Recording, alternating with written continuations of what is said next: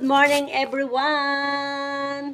Magandang umaga sa inyong lahat mga kachini. For today's video ay shout out nga pala dyan sa nagsasabing hindi daw ako makatapos sa aking mga gawaing bahay dahil ako ay panay post. Ganito po kasi ipapaliwanag ko po sa inyo ha. Nakakahiya naman sa inyo, grabe. Ganito po kasi yon.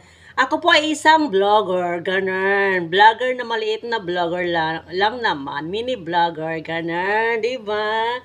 Kaya ako nagpo-post ng mga gawaing bahay. Kasi ako ay, ang priority ko po ay mga gawaing bahay sa araw-araw. At ako po ay isang content creator as in,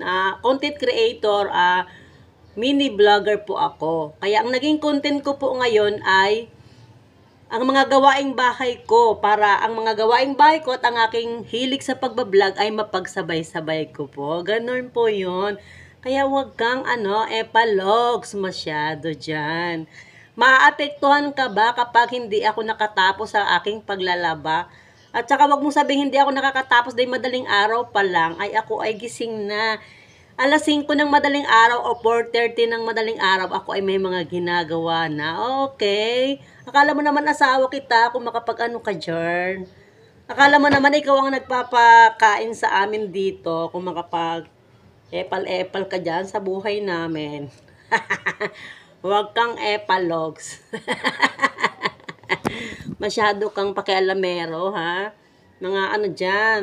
Dati yung mga babae lang mga pakialamera, ngayon pati mga lalaki na grabe. Kapatid ka pala ni Martes.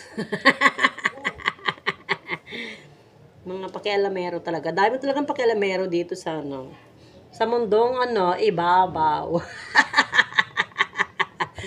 Huwag kayong pakialamero ha. Buhay ko to at gagawin ko kung anong gusto ko. Kahit magpanti pa ako sa aking pagbablog, wapakels.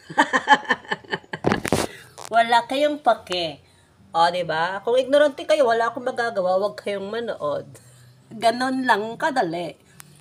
Kung naiinis pala kayo sa akin, dapat nandito kayo sa akin page. Anong ginagawa nyo rito? Mukhang naliligaw kayo.